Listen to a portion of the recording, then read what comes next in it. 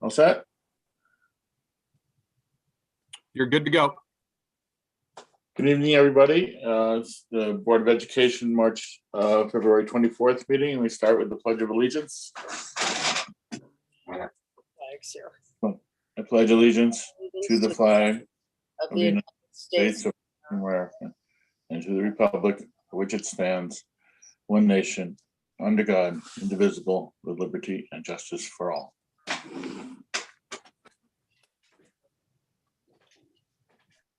Thank you. Can I have a motion to approve the agenda? So moved.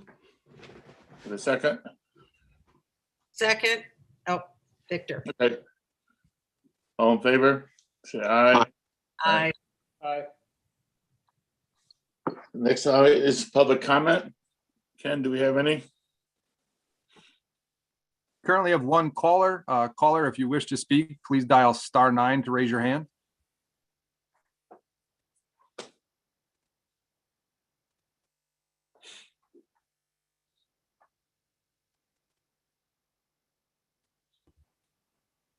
No indication they wish to speak. They might just be listening in. All right, thank you. Item 4, approval of the minutes for the Board of Education special session, February 2nd, 2021. We have a motion? So moved. Second. Any comments, corrections? All in favor, please say aye. Aye. The next item is B, the Board of Education, excuse me, regular meeting of February 10th, 2021. Can I have a motion? So moved. Have a Second. Second. Any comments, questions, corrections? All in favor, please say aye. Aye. Aye. The next board meeting is March 10th, 2021 at 7 a.m. All right, Doug, Kim, you're on to budget. Thank you. Kim, can you go ahead and load up the slides? And as she's doing that, I will share with the board and with any members of our public that are tuned in as a reminder that we presented this budget 2 weeks ago. And this evening, we are going to go over the first of 3 budget segments. Tonight, we're going to focus on the areas of salaries, benefits, purchase services, buildings, and grounds. And the way we'd like to structure this, I hope it's okay. It sounds like what you've done in the past. Again, I'm still going through this for the first time, is in a couple of slides, I'm going to hand things over to Kim to walk you through these topics. Kim and I have also received a number of questions from some of you. And at the end, we would like to start by responding to those questions. And at that point, then open it up to further questions and discussion from the board. So Kim, if you could go to the next slide. Just as a reminder, kind of at a very high level, our gross budget is coming in about 1% below where it was a year ago. But because of the fund balance challenges that we discussed at length 2 weeks ago, our net budget still comes in about 3.7% above. So with that, I'm going to hand things over to Kim and let her walk you through these other areas. Okay, so the first area we're going to talk about is salaries. And just to start off with in that area is our proposed staffing reductions. There's a proposal of a 3 FTE position reduction based simply on established class size guidelines. That includes 2 FTE positions for grades 2 and 3 at John Lyman, and 1 FTE at Strong Middle School. Salaries overall increased $493,000 or 2.3%. Being a service business, this represents 59% of our total budget. Our certified salaries are at 46% of the budget, and our non-certified make up 13%. Salaries and benefits together make up 75% of the total district budget. In salaries, we have contractual wage increases for both certified and non-certified staff members. And those range from 2 to 2.75% for the 21-22 year. 6 unions, some on 3-year cycles and some on 5-year cycles.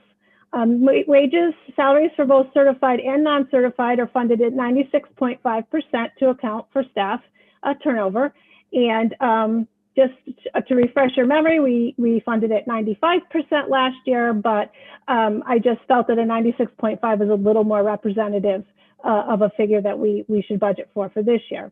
And again, the reduction of the 3.0 FTE with the funding at 96.5 sort of consumed the increase, or a lot of the increase from the salary increases from the contractual obligations. The next item was benefits. Again, benefits makes up a large portion of the budget. And the overall increase is $95,000 or 1.59%.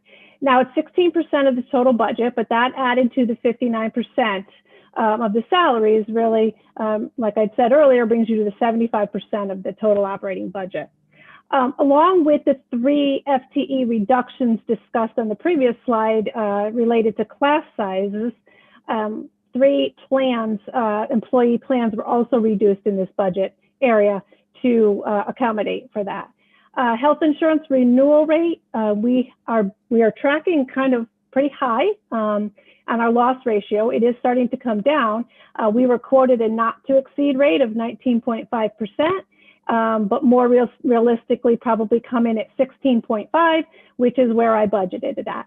That is a big increase for this year. We've had a couple of, we had a negative increase, and then we had a 7.5 for the year we're in now, and then we're up to 16.5 due to our loss ratio. This area also includes our workers' compensation insurance, our district pension contribution, which we pay in entirety each year. Our plan is currently funded at 89.9%, which is something to be proud of. Contractual course reimbursement obligations are included in here for administrators, teachers who are taking courses that we then reimburse for. Unemployment and employer share of FICA and Medicare. That's all in this category here. Okay. Purchase services is a larger area. That's an overall decrease, though, of $151,000 or 9.7%. The increases in this area was an increase for a public relations service, potentially in conjunction with outcome on the Lyman building, Lyman School. Contractual increases, annual contractual increases in building systems such as our elevators and our building automation system. Budgeted for tennis court cleaning and preventive maintenance. That was something that we hadn't done on a regular basis in the past and ended up having to resurface the courts at Coggins and also at Memorial. So we're building in cleaning and preventive maintenance. In service for wellness, equity, racism, and blended learning. And also we added an addition of a chemical safety software program, kind of direct correlation to COVID because we had a lot more materials and chemicals, cleaning chemicals on hand that had very specific storage and handling instructions. So this software system enables us to keep it all together and have at the push of a button instructions in case of, there's a chemical emergency. The decreases in the purchase services were professional services. So some professional services were decreased, and some were decreased, like it's in the last bullet, because we did them in a prior year. So we had a fraud audit last year that we didn't do this year. So that would represent a decrease in this year. There were also a decrease in some professional services. So we had been carrying $50,000 for legal fees for Corn for potential transfer to Durham, and I didn't budget for that this year. The last 4 year budgets that I've done, we've budgeted, and then it ended up staying there. So in an attempt to be aggressive and to keep the expenditures down, I did not budget for that. Professional development, Corey had really gone through and cut some areas, and also due to COVID, there's not a lot of travel and on-site conferences, so the professional development area was also cut back. So the decreases in these areas consumed the increases on the previous slide. Buildings and grounds, the last topic I'll talk for tonight.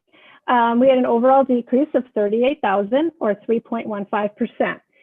We have a couple of increases of new things this year in buildings and grounds. And one is a painting and sealing of the multi-use courts at Memorial. There's full year lease payments on the energy project. So the year we're in now, 21, sorry, we only had payments from February to June because they didn't start until February. So for 21-22, we'll have 12 months of payments. And there's also a 3-year lease on the district van. We have an aged out van that has been, you know, pretty much told us it'll be out of service soon because it's getting to be unsafe. And that's a van we use to transport between buildings, takes the mail, goes to the bank, interoffice mail, US mail. So we put in for a 3-year lease on a used vehicle, and it's $3,000 per year would be the amount. Decreases would be repairs that we made in last fiscal year. So the Cognachog tennis courts and basketball courts, which I just talked about a minute ago, were resurfaced, repainted, and that was a repair that was made last year. It does not recur in this year anyways. Brewster, we had security window treatments, replacement, and repairs that are not going to occur again this year.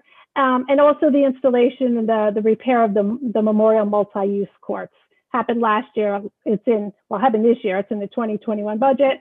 It does not need to be in the 21-22 budget, except for the final step of the painting and the sealing. This slide is just one that you've seen before. It's just a recap of where the budget is and where it has been since 2015-16.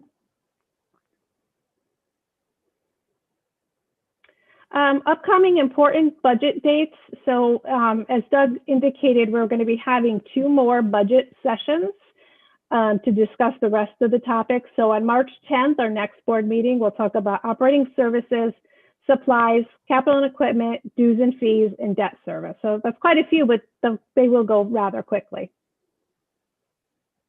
And then the next one would be March 24th, where I will discuss per pupil expenditure, town allocations, and MTA.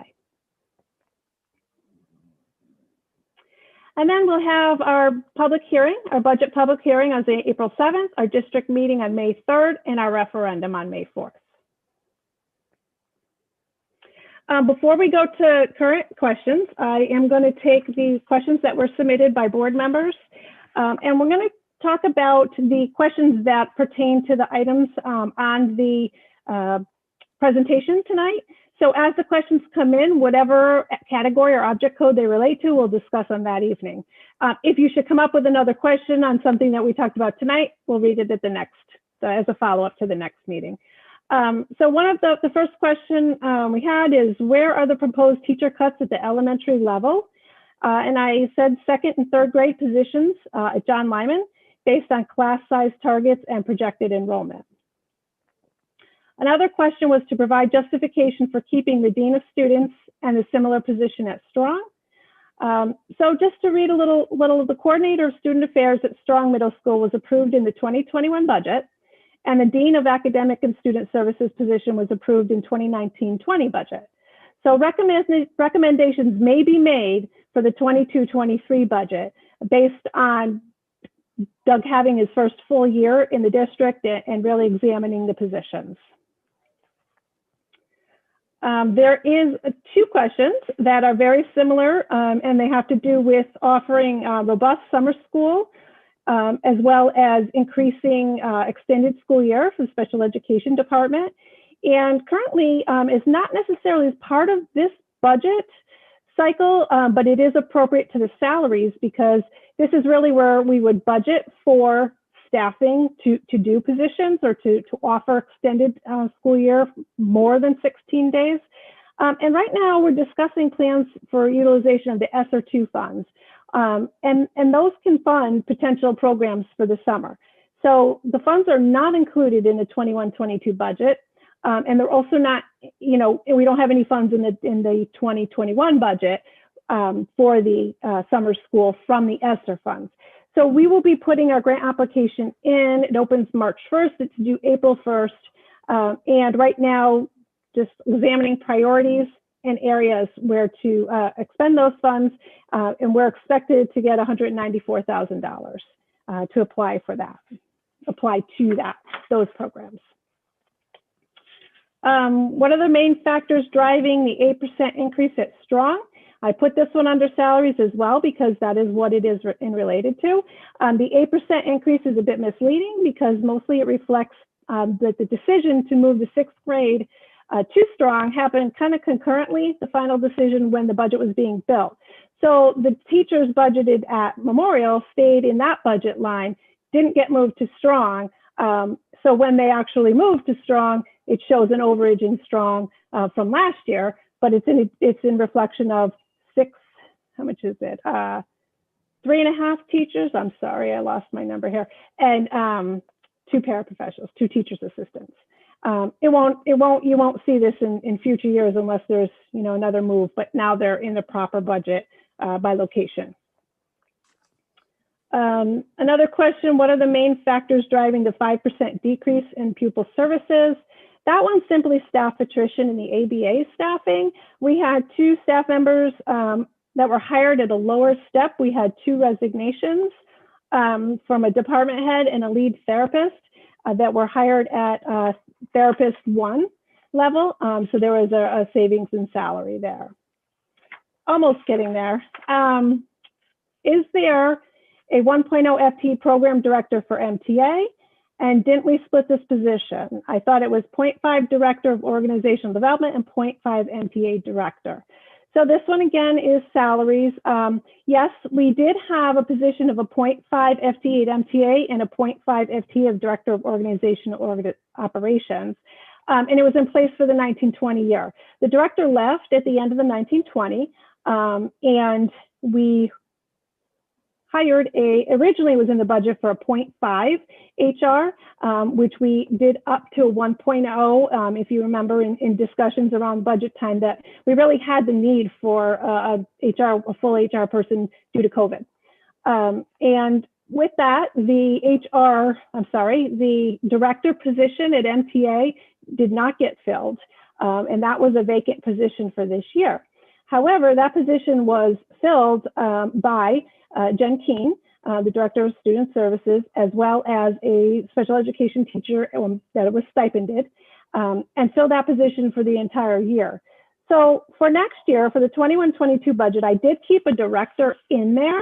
However, Jen has told me that they can continue this pattern of running the MTA without a full-time director, and certainly I can probably remove that position for a savings of $70,000. But I just want to remind you, this is MTA, this is not general fund.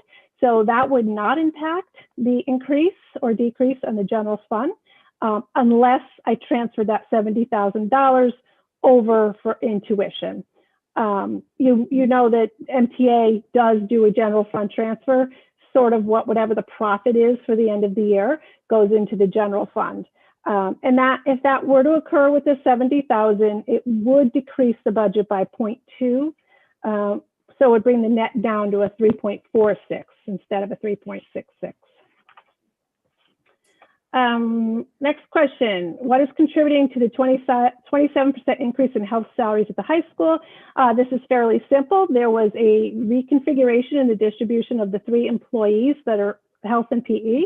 So just by moving the configuration around, there was no increase, but PE, health went up and PE went down. So those correlate to one another. It's just a redistribution.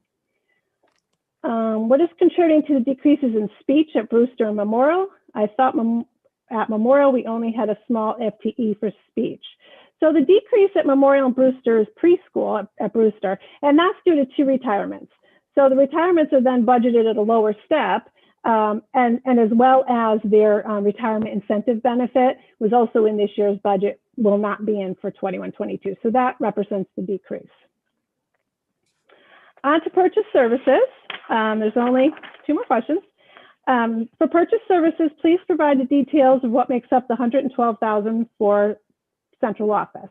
So that makes up of a couple different things. There's some funds for strategic planning and related educational transformations, including the thought exchange and school-based design services. That's $48,000.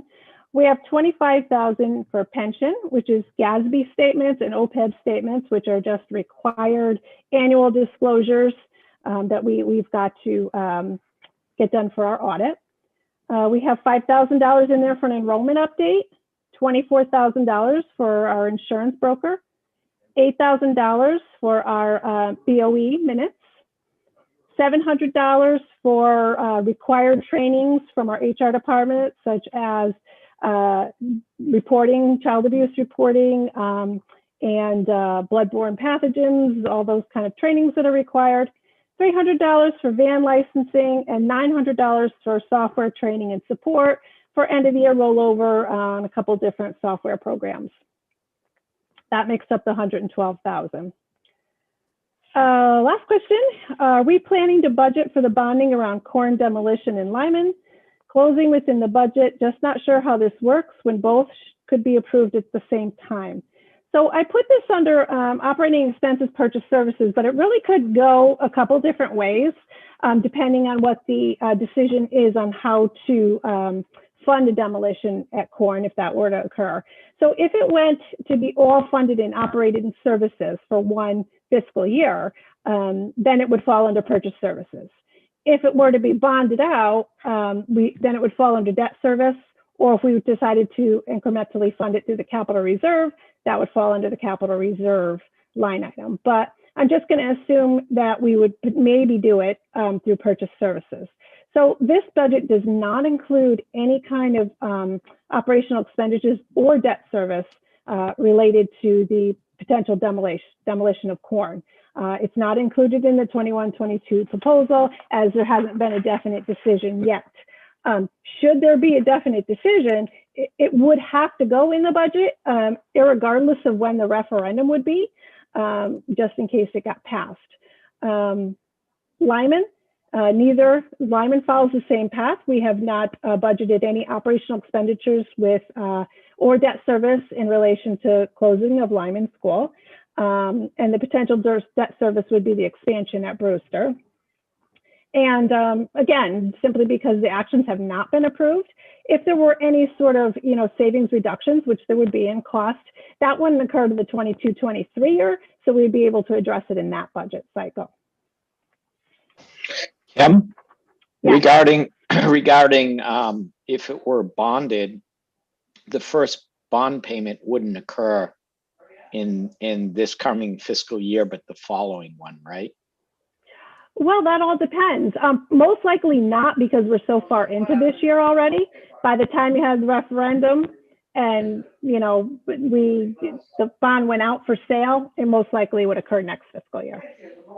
Yeah, but if the bond was issued at the beginning of next fiscal year, the first payment, debt service occurs in the year after that, right? No, Isn't it at the end of the year? No, we would make payments in that year. All right.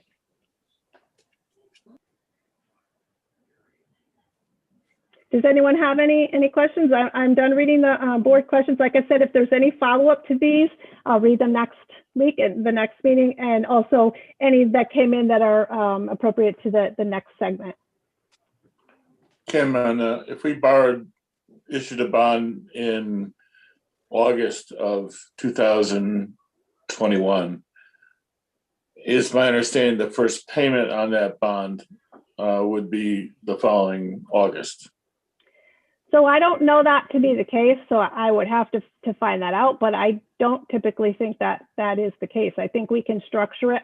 I mean, we could structure it that way. It doesn't just mean it's automatically that way. All right. Yeah, I mean, we can structure it so it wouldn't hit this year's budget. We could.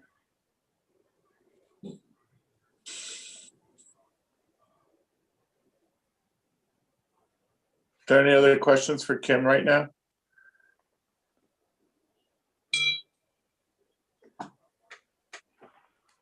I don't have any further questions. That was very thorough, Kim, so thank you. Thank you.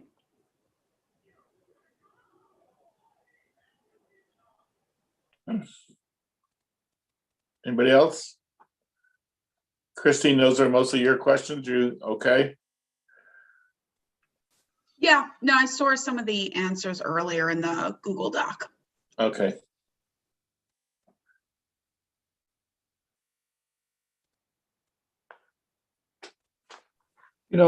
I guess I don't have a question, but I have a comment.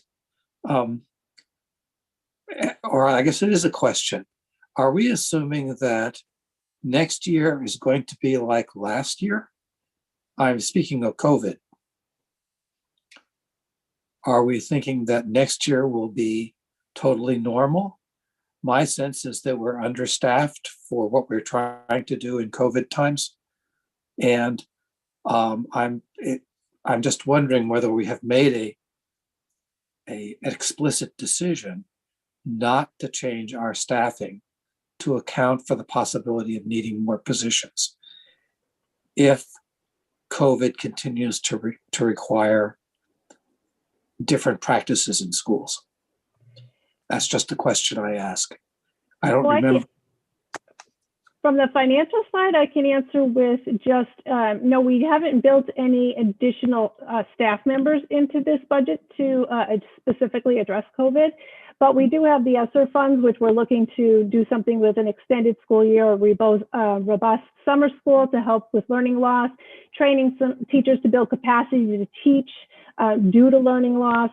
But also there's another American Rescue Plan in Congress now that President Biden has put forth, which will, if passed, have a great significant amount of money to fund districts for that kind of stuff. So it could be PPE, it could be HVAC, it could be students programming, it could be busing. So we could supply transportation if we did after school tutoring, and really make it convenient and helpful for the parents to be able to take advantage of it. So I don't have a number for that yet. There's been numbers floating around in different districts, but there's really not a formula.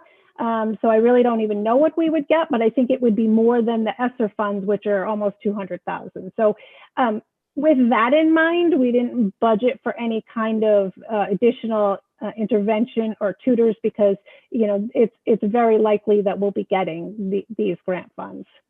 Well, it's not really to you.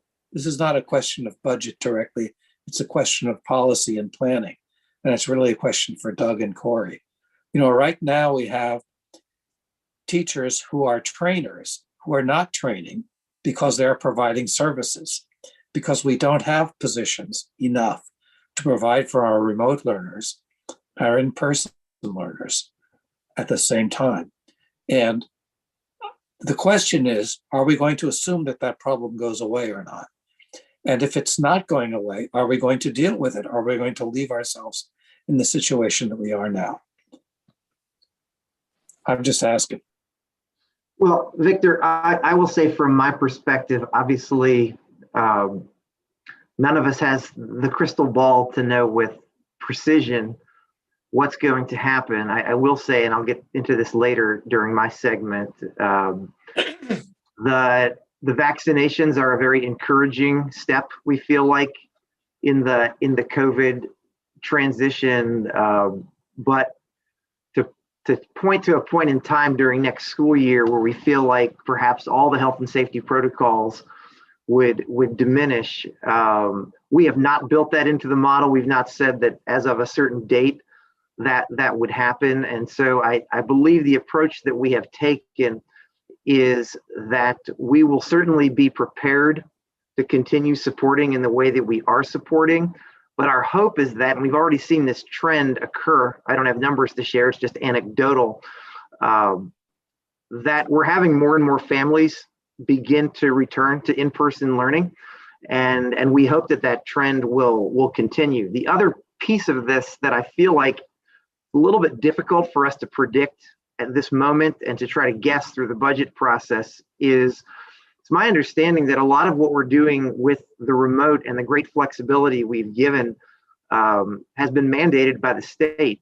And there's still some uncertainty, at least in the meetings I've been in, as to if and when that mandate would continue. And so if things are at a place where we no longer have to support through remote. I'm not saying we wouldn't do any remote learning support, but to your point, I believe our intention would be to reconfigure the lion's share, if not all, of what has been the cohort C support group back into their previous roles. But to echo what Kim said, and I know you said this isn't just a budget question, the discussion a number of us had in leadership this week was, if we are to add additional staff for next school year because of COVID, our strategy would be, to the extent possible, to utilize these federal funds, the existing and what we hope is coming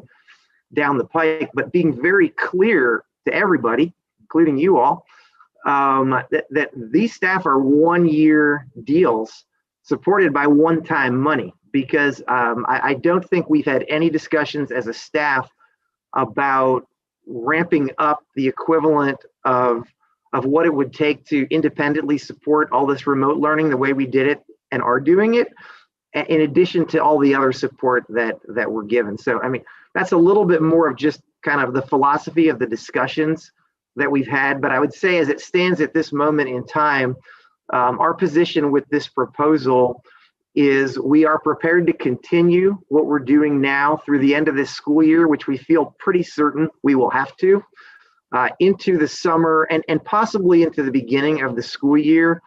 You all haven't worked with me that long, but I probably have been accused of being too much of a glass half full type person. And so that's true. But with that being said, I do believe with these vaccinations and the corner that we believe we can turn as a nation, as a state, and as a local community, that next school year would look very different than this school year. And I think I can speak for Corey and our principals and all of us and say that to the extent that we can move people out of these kind of temporary COVID remote support positions and back to where they were intended to be, that's what we're going to do. I have a little bit of a follow-up question. I believe it was last year that we just touched upon the possibility of maybe having building substitutes, and that never really, came. I don't know. We talked about it, but nothing obviously happened with that. And I know at this point that part of the reason that some of the schools have had to close is because there isn't enough staff. Now, I'm not saying that one person per building is actually going to make a difference, but I'm just wondering, and I know that, we're trying to obviously keep the budget as close to, not increasing as possible, but I'm just wondering if that has come up in your discussions at all about possibly having building subs, at least at the elementary levels. And then if no one is absent, then at least, those people can, support the staff and the students.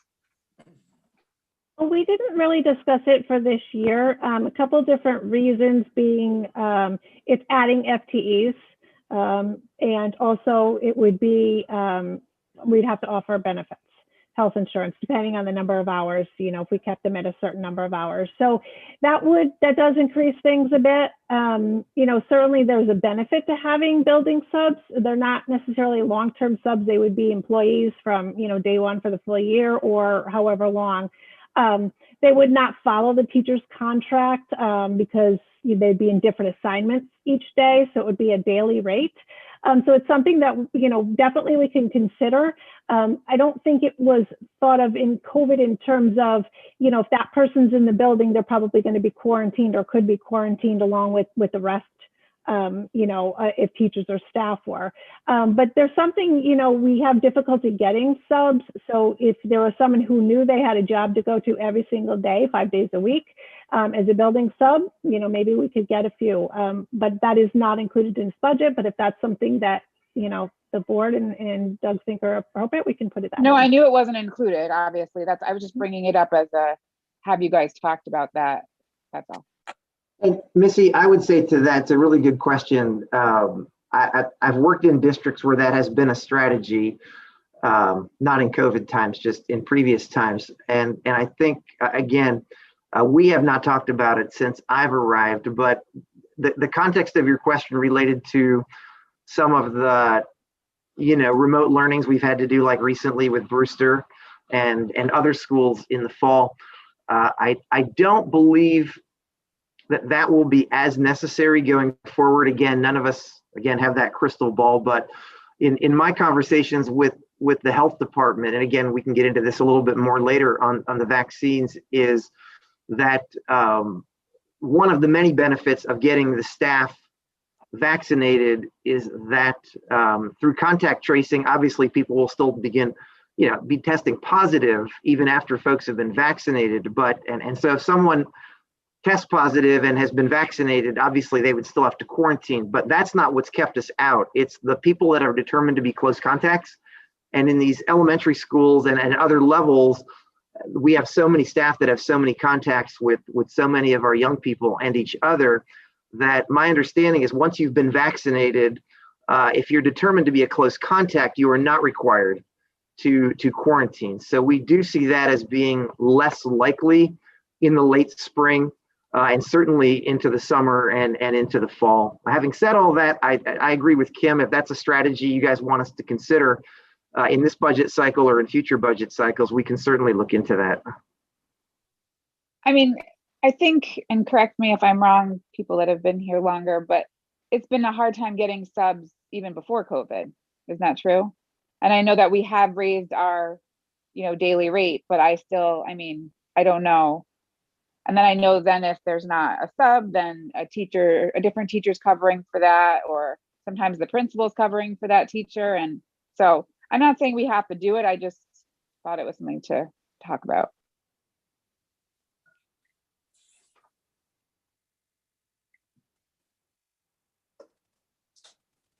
Any other questions right now? Yeah, Kim, I had one last question.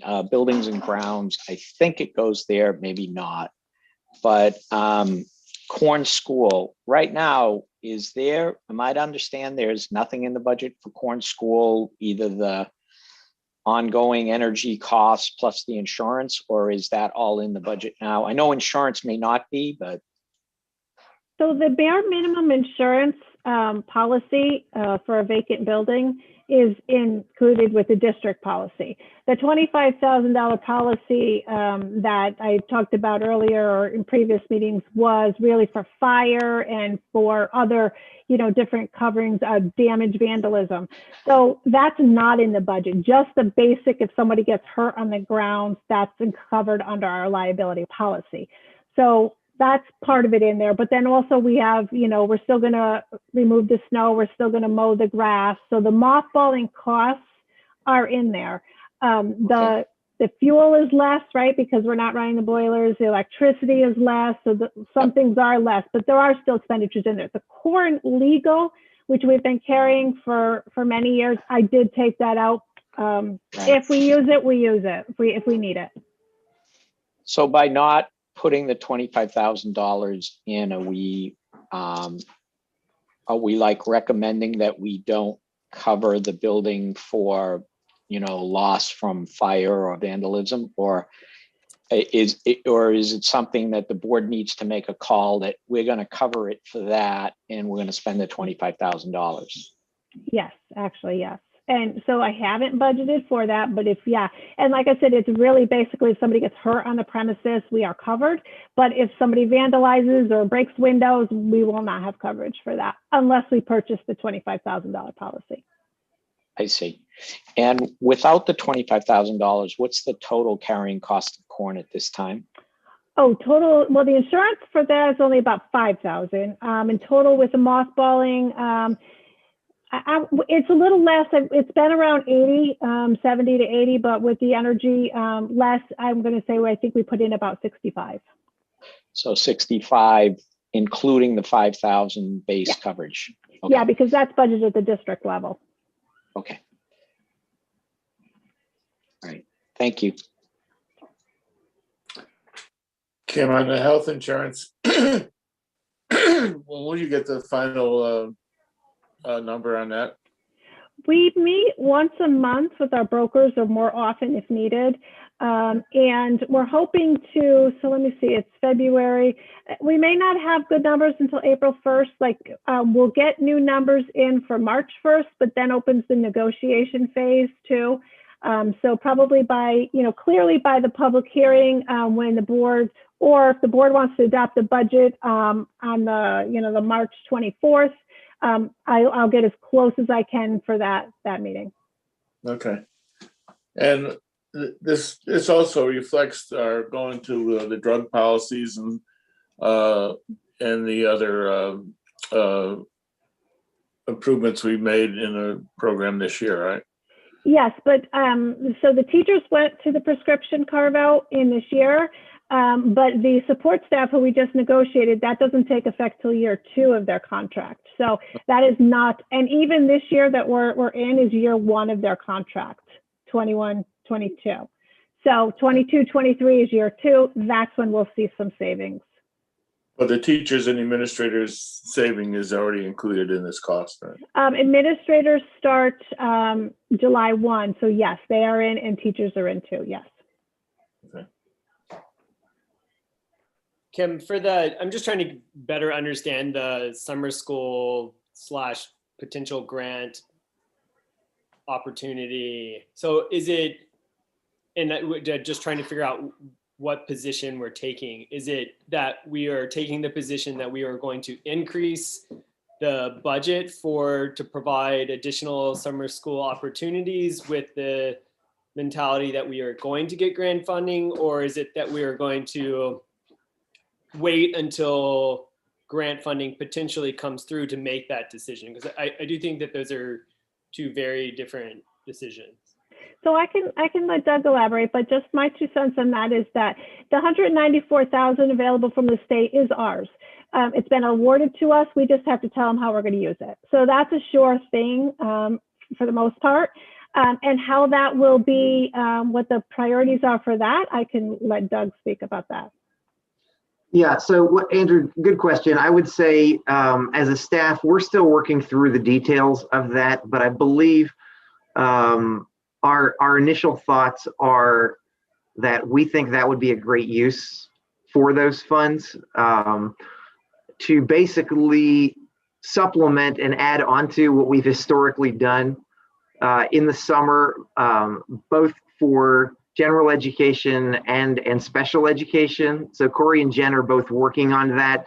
But we don't have a plan to share at this point. And I think what's important to know is that we do have great flexibility in how we use these funds. And so we certainly will come to you all with what we think is the best use of those funds, but we want to make sure that the board also agrees, because we've talked about other things as well in terms of even things that could happen this spring or next fall in terms of enhancing our support for learning in either of those sections, and possibly even having some opportunities for some children to start before the school year starts, whether that's right at the beginning of the school year or whether that's, sometime in late July, early August. I think the other factor here is we can draw up all the best plans that we, as a leadership team agree is best for our learners. This will also have to match with staff being available to provide those services. And my understanding from our staff is that we do have some staff that express interest each year to provide those services, but not all staff. And so we don't want to lay out a plan or promise to you all or to the community what we may not be able to practically deliver, even if we can fund it. So I guess I'm saying the funding is only one side to it, but and I think, as Kim mentioned, the grant is due April 1st. But my understanding with the previous version of this is that you can amend it after you submit the grant. So I think we will come to you all with a proposal around that, but then have to be willing to modify it. Again, I mentioned the staff availability. Parents and families also have to be willing to send us their children during those time periods. And of course, we will make every effort to compel them and convince them why that's a good idea. But they would have to agree to do that, and the staff would have to match up. And I think that's why you're also seeing some additional and perhaps even alternate strategies that might enhance what is the end of the spring of the current school year and even into the fall of next school year, as some practical options or just things that we might be able to do with that. So I think that's it. I mean, Corey, Jen, do you guys want to add anything to that? I know that's kind of where we were as of like yesterday. I think you covered everything, Doug, with that. So just so I can be sure I understood this. As far as the board is concerned, we expect to fund additional summer school activities not included in the general funds, but funded by state funds that are not part of our budget or federal funds that are not part of our budget. Is that correct? Yes, there are funds that are part of our budget for summer school and ESY currently. The grant opportunities will increase our summer learning programs. So yeah, and just to clarify that a little bit more, Jen's saying we do normally offer an extended school year, 16 days, and then also we've implemented a summer school that's just it is in the regular Board of Education budget and has been. This 194,000 is not any kind of staff or programs relating to that are not in the budget. So they would be fully grant funded. We would not increase our budget, but we also cannot supplement anything in our budget with those funds. It's only to enhance. We would not increase the numbers in our budget. Any kind of funds, grant funds that came in would specifically be used to pay for those staff. And then when those grant funds run out, we would either the board would need to make the decision whether to fund for those new positions, or if they're one-year contracts, the term is up. So just to follow up on that then, Kim, grant funds could be used for additional weeks of Sunday school beyond that. Is that correct? Absolutely. There's a lot of this. It's a very flexible use to address learning loss. Coming back to what I understood Andrew's question to be. So we could have extra time in Sunday school with grant funds that are either from the state and are almost in our hands, or we expect from the federal government. Could we also add additional activities or resources to summer school that are not supported by our current budget? Without a doubt, absolutely. And Okay. so like transportation, we can transport the kids too. More teachers, for Yes. example, tutors? Yes. Okay. Those that are willing to work, yes. Right, always with that caveat. And Kim, Kim, did I? Oh, if we accept the $194,000, do we have to show that as revenue this year, next year's budget? Yeah, we would. And then what we would do is we would have to we would report it just into the grant account. So it really wouldn't even hit the general fund at all. It would just be grant funded, like the IDEA or whatever would just run through the grant account. But we'd have to show the expense as well. In the grants, yep, we'd show it in the grant account. Mhm. Okay. I think one of the things that we ought to think about this summer is that a lot of parents are going to want to get their kids away from a screen this summer. And so if we're going to look at a summer school, we may want to look at something that's more physical or, more activity, less, parents are probably going to, if they can get a normal vacation, they probably want to go on vacation. And so I think we have to be cognizant of whether or not the parents really want to send their kids back to school again for the summer. And we have to be cautious of that. So Yeah, and I guess I should be clear on what I'm advocating for. So I would agree that people are screened out and will be schooled out by June. I'm advocating for targeted assessment of our students and what their deficiencies are at the end of the year and where their expectations should be. And that there's packets, there's information that's provided to families that's targeted for each student to get them up to speed over the summer. Now, they can choose to do it or not, we can help them along the way. But I fully recognize that, some people are not going to want to have anything to do with school for the summertime. And so I think we should, we should provide other ways and try to reach all students in this during the summer. That would be my other thing that I would advocate for.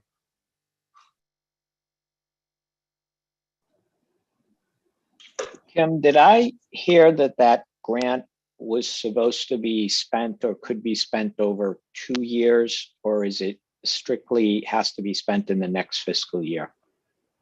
No, the state actually said it probably could come in over 2 years, but we can certainly spend it all in 1 year. They just thought by the timing of getting the money, it could hit this fiscal year and next fiscal year, but we won't use it for this fiscal year. We'll use it all in the 21-22 budget. Oh, so it was this year Yeah. and next year, not next year and the following. Okay. And the one that's currently before Congress in DC, we have no idea what that one's going to look like. We don't, the second congressional district representative released their numbers. And of course, all the business managers of Connecticut were going crazy trying to find out how much we would get. So there's some that are $1 million. There's some that are $500,000. So I'm thinking we're going to get more than the 200,000. It's going to be bigger than that. I can't get any more definite than that, but I think it'll be more than the 200 that we're getting now from the ESSER. Okay, thank you. And if I could add to that, I think one of the things to keep in mind is because we're one of the districts nationally that committed to in-person learning early on in this pandemic and is making it work, a lot of what these funds are designated to do is to get districts back in school that haven't been in school. And I think that works to our advantage because a lot of them are still scrambling for PPE and some of the basic design work to convince kids and staff to come back. I think we have the advantage of having crossed that threshold with so many of our kids and families feeling comfortable sending their kids back that we could take advantage of the opportunity to do what it sounds like Andrew and the rest of you by body language look like is a pretty good idea. And I guess again, we're not asking for any votes tonight, but staff would like to dig in and start planning this. And so it's helpful for us to know that you all agree that this is a good kind of broad area for us to pursue. So thank you for that.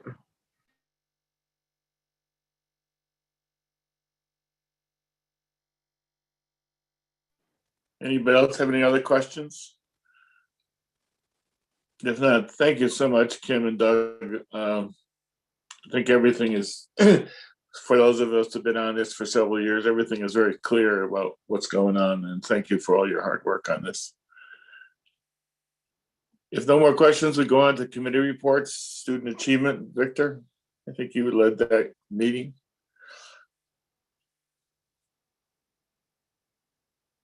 Or Lucy?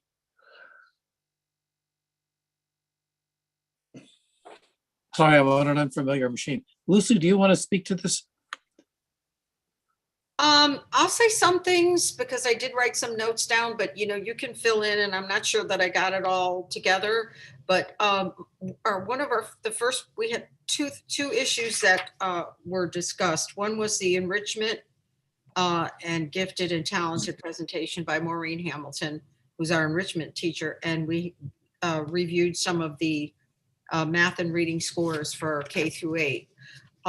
With regard to Maureen, she actually has several roles. She has been teaching grade 5 and 6 remote science. She's also been on the grade 6 advisory teacher for social emotional learning. And the amount of activities that she has put in just with what she's doing were phenomenal. We were quite impressed, and I can just go through a list. I may not put them together in the right categories, whether she's working with the regular students or the tag students, but I'll go over those after. She also provides team support for grades 6 through 8 for the social studies teachers, the science teachers, and grades 3 through 8 for the remote team for world languages support. She has also been testing some students in order to identify them as talented and gifted, which we're required to do anyway. And she has worked with those students as well as other students. It's a beginning, and based on the fact that she's been doing instruction in the regular classroom as well as the enrichment program, she has accomplished a phenomenal amount in both respects. Some of the activities that she's put together, they put together snacks for food banks. The students made bricks, Sumerian bricks, and they used their math to determine the number they needed to build a particular project. For the Chinese New Year celebration, they did cherry blossom painting and how to use chopsticks. For Latin class, they baked bread, and I believe it was a Latin bread. They did some work with shells in the science class. They've also Skyped with a scientist from Portugal, and they hope to continue to do that. I believe this person works with eels, so there's a relationship there. She's had a motel of mysterious books, the students looking for artifacts. Grade 7 did a map of the Silk Road, which was the modern road. It was a modern and they developed that through how did that develop into a modern road in China? She's done media center work, developing cuneiform writing kits, gratitude journals, monarch butterflies information, and milkweed planting. We have Padlets that they're working on with grades 3 through 6 and 7 through 8, word masters, national vocabulary competitions for grades 6 through 8, Writers Club, Math Olympiad for grade 6. A lot of competitions are built in here. She's talking about online coding courses, free drawing classes, fantasy book clubs and science fiction book clubs, personal interest projects, language celebrations of the different languages, a contest, and a strong school vocabulary contest. I believe coming up, she's talking, well, there's still some other activities in here, but I think you get an idea that she's really there's a lot of stuff that's going on. That's amazing. She's talking about perhaps getting a speaker come in for geology, for wellness stones projects. She's looking into a grant to research slavery in the town. Also, she's talking about stories that buildings tell us, looking at historic town buildings and what stories they tell you, as well as an author, poet, visitor for informational texts. So that was just her presentation. And then we looked at the data for math and reading. And overall, considering the issues that we have with COVID, and we talk about, are the students getting the correct amount or the best amount of instruction? Are they losing? The scores were very, very well. There were a couple of anomalies in a couple of grade levels, but overall, I was quite impressed with the scores. I didn't know if you want to add anything in specific, because I didn't write anything else down other than the fact that the students are doing quite well. The scores that Corey dealt with were iReady scores. Right. And, what we saw was a comparison of the fall and winter administrations of the tests. And I think across the board, there was the statistic was the percentage of students meeting some kind of goal. It's the usual, so far hidden, you can't tell what it really means, but we're about 50% up and down, plus or minus. The scores were I think, uniformly lower in the fall than they were in the winter. And I believe that is how the score system is structured. It shows that they've learned something, that they know things in the winter that they didn't know in the fall. There are also growth scores. I have expressed often my negative feelings about second derivative statistics. I would say that the only thing that struck me, which Corey addressed, was the matter of third grade, which had quite a low score in the fall and a better score in the winter. And Corey, if you'd like to speak to that. The growth scores were okay. But in the end, as a board, what we want to know is, are we giving every student the best that they can have? iReady tests are scoring structure, and questions, as I understand it, are intended to predict what, Corey?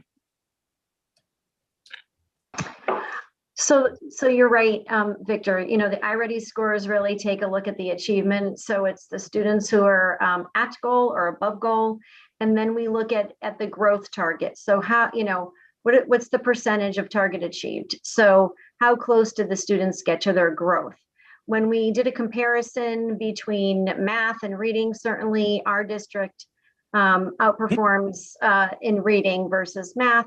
However, the students are making growth across the board. As Victor mentioned, there are some anomalies within certain grades, and iReady, as I spoke with the consultants at iReady, there are some norms, national norms related to grade 3 in math, related to grade 1 in reading and looking at phonics. So our teachers and our administrators have worked tirelessly to look at the data.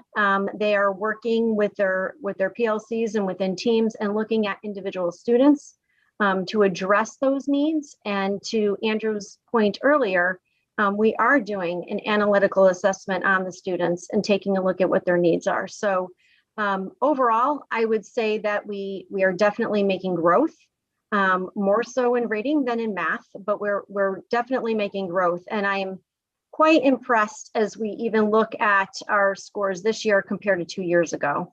So in reading, there was not much of a differential. In math, there was a slight differential in scores between this year and in the past.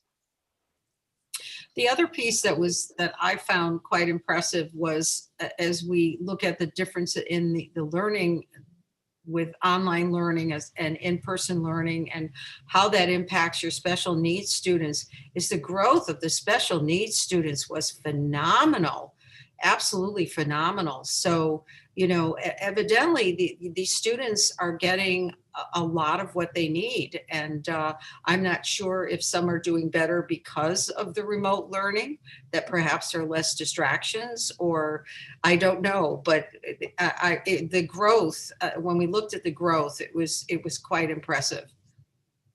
As I said earlier, I applaud our teachers and our students and our families who have been so supportive throughout this entire change that we've had with COVID.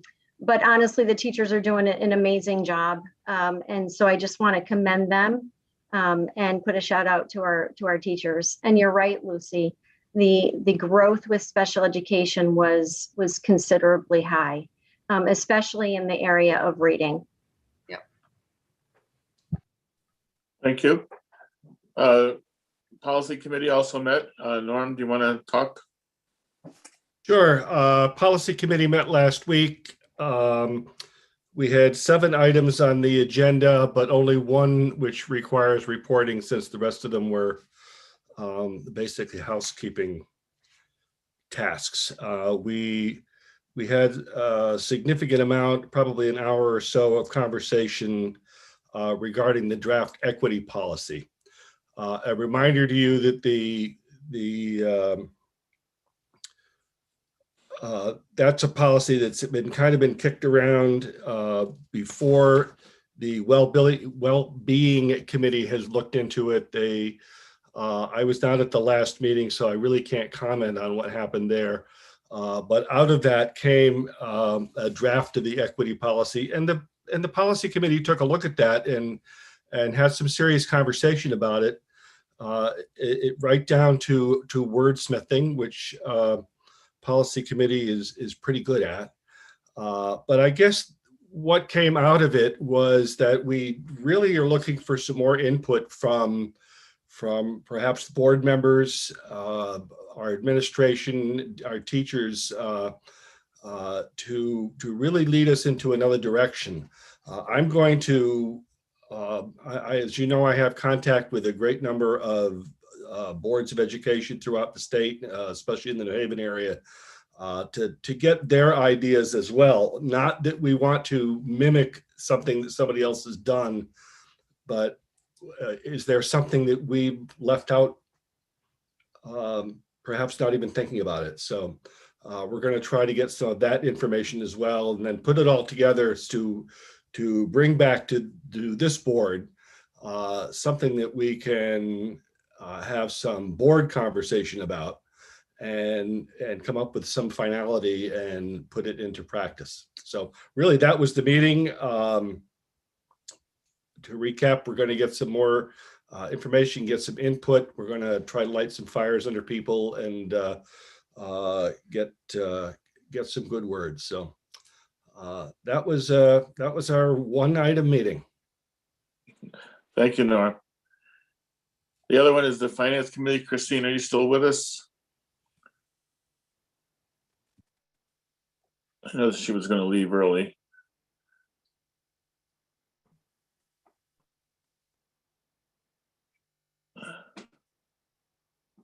The Finance Committee output report met on Monday.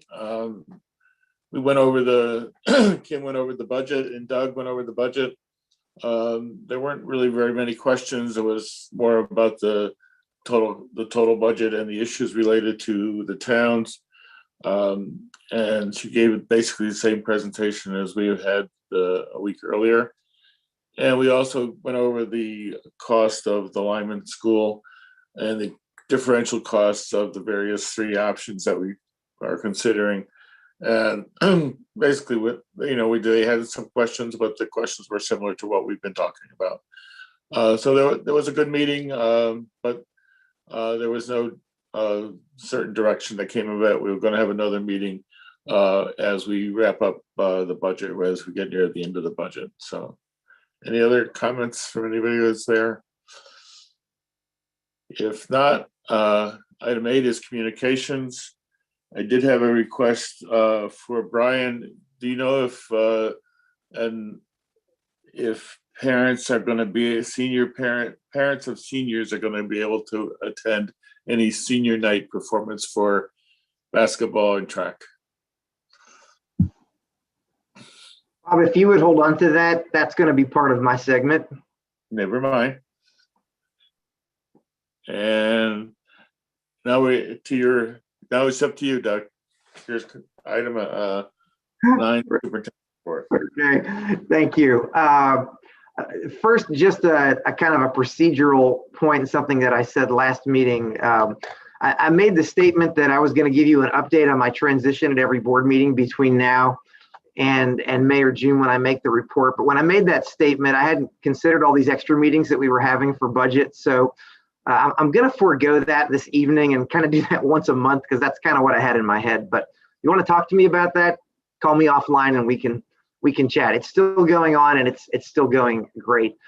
And we'll get to the question that Bob just posed in a moment, and I'll let Brian speak to that a little bit as well. But first and foremost, I want to talk at probably the hottest topic in amongst our employees and maybe in our community this week, and that is related to Governor Lamont's announcement on Monday that I'm sure you've heard about. We've emailed out and it's been in all the news outlets that that teachers and other school district employees in Connecticut have been essentially placed into the next wave of priorities for the vaccinations. As you may have heard, the state is really basically taking an age-based approach to the priority groups. So they've already got the 65 plus and the 75 plus groups in the queue for that. The 55 plus group is going to also kick off on March the 1st. But then in addition to those age groups, which will eventually step down to other ages and reach the entire population, the governor has announced that all teachers and education employees will also be eligible beginning in the month of March. And we think this is really good news and exciting, and something that our employees have been anxious about ever since they were announced to be part of this priority 1B group several months ago. And then we're kind of disappointed to learn that the 1B group was actually many, many groups pushed together. And so again, this was not an announcement that we necessarily expected, but it is one that hopefully you all would join me in supporting as being a good thing. And so we have talked a couple times with our local health director about how this might look for our employees. And certainly I can't give you all the details tonight, but I can give you a few bits of information. And there are other staff on here who can fill in gaps if you feel like I don't cover it correctly. The first is, and if you checked your email, you got one from me this afternoon. We very quickly put together a survey for our employees that went out a little bit after lunchtime today to make them aware of this availability and to ask them their kind of thoughts and preferences around this. And I'm pleased to report that even though we requested this information by close of business on Friday, at this moment, because I'm looking at the Google form responses right now, we have 236 employees who did make their response, and that includes me. I didn't do it until about an hour ago, because that's kind of when I got to those emails. But I know in looking through that a lot of the staff that are on this evening, and probably a lot that are taking part, also responded. And we appreciate that, because we really need to know who is interested in getting a vaccine kind of through a district level administration of that vaccine. And the other thing I can report, and again, I don't want to give out numbers at this point because it's premature, but it is encouraging to me the handful of employees that have already been vaccinated, but the vast overwhelming majority that do wish to be vaccinated by a clinic that we would run and operate as a school district with support from the local health department. And the majority of those who've responded who aren't interested in that simply prefer to get the vaccine on their own, which we will honor and respect. So what I'm about to share is kind of a design thought, but it's certainly not a plan at this point. So please don't say that it is, and we will communicate an actual plan once we have one. And one of the reasons we have to be a little bit vague is, although our local health director has put in the order for the vaccines, and although this March 1st date has been published by the governor as the day that the window kind of opens, we have been told that it would probably be well into the middle or the latter portion of March before the vaccines would actually arrive locally, and where we could spin them up to administer them to our employees. The other thing to remember, or to know, if you don't know this, is the vaccines, we do not know also, in addition to not knowing when they will arrive, we don't know which version of the vaccine that we will be receiving, but our best guess based on what our health director is telling us is that it will almost likely be one of the vaccines that requires 2 doses. And so I can speak of a vaccination event, and I will here in a minute, but we're really talking about 2 events, because we really need to vaccinate people twice. And so it is the first vaccination that will take place, hopefully, if the state can follow through on getting these vaccines to us prior to March 31st. And then the second one would be administered, time period sufficient to the medical standards, again, based on which vaccine we get, that would put enough time in between the doses as would be required. So at this point, our thought and design is to utilize the gymnasium at the high school and to basically do a single day event where we would attempt, provided we can get it all lined up, so we can't promise it at this point, we would attempt to get all of our interested employees through and get vaccinated on a single day. At this point, we are also saying, in order to achieve that, that to make that happen practically, we would have to make that a remote learning day for our learners. And so we would ask for some understanding from our families on both of those event days. But practically speaking, without doing that, the logistics of this would have to spread over a number of days. And we just don't believe that's practical or prudent. And we'd also like to think that our families at this point, although they're probably tired of these remote learning days, would kind of see the big picture of these vaccinations will help prevent future remote learning days and help us get back to normal as soon as possible. We're also tentatively targeting Fridays as the dates for these vaccines. And I believe this came up in a previous board meeting, maybe in January, when we started talking about these, where some board members had expressed some concerns about absences that may occur as a result of a reaction to a vaccine. And what we understand from our health director and from our medical folks is that those effects, which are real, and we know people that have experienced them, maybe some of you have if you've been vaccinated, I haven't, is that those are generally in a 24 to 48 hour period following. And so we feel like if we do that on a Friday, although it might sour some people's weekends, and we apologize for that up front, in terms of the continuity of learning and the availability of our teachers to be with the children, which we know they want to be, but that is how we would structure it. Now, having said all that, we don't know when these vaccines will arrive. And I can't even promise you that they will arrive during the month of March, but I feel like Governor Lamont has kind of set the bar high for this as a state and is committed to this. I can also tell you that what we've heard from the meetings we've had with the State Department and with our local health director, we were talking about 40 to 45,000 vaccines a week being available in the state of Connecticut back in January. And going into March, the number is now being talked about at 100,000.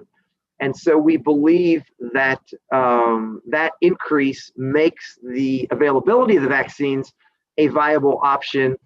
We just have to do our part to pull together a plan that will get all these vaccinations done. And it will be an all hands on deck. Of course, our school nurses will be front and center, but we're also trying to recruit other health professionals that are licensed to administer vaccines to supplement our school nurses in this process. But we're also going to need a whole lot of other members of our staff to participate with some of the computer entry that's required, and then a bunch more of us to just be involved with what I would call the logistical challenge of getting people moved through in a safe way, but in an efficient way. I told the team yesterday when we started brainstorming, if they let me become involved, I will use some of the skills I employed years and years ago after I stopped coaching track and got recruited to manage invitationals with sometimes 30, 40, 50 high schools participating. And it's just like trying to get, 17 heats of the 4x400 meter relay through. It's not just about the starter pistol and the blocks. It's also about the clerk and the bullpen and where you send the athletes before and after. And we do believe that we can pull together and get this done. And I just want to thank all the staff that are going to be involved in this before it happens, because I believe all of us signed up to be educators years ago because we wanted to work with children. And COVID has pressed us to be so many more things. And now we're going to run a clinic. But I am proud that when we approached the staff with this on Monday, it wasn't a matter of can we do this, but it's how will we do this in the best way possible. So I don't know. I'll stop there before I go to questions. I know Kevin is on the meeting tonight. I know Jen is on the meeting tonight. Do either of you have anything to add to any of the things that I have said, or if I said something incorrectly, would you please correct me so that our board and our public are corrected as we move forward here? No, I Doug, think that was a wonderful synopsis of a few very long conversations. So thank you.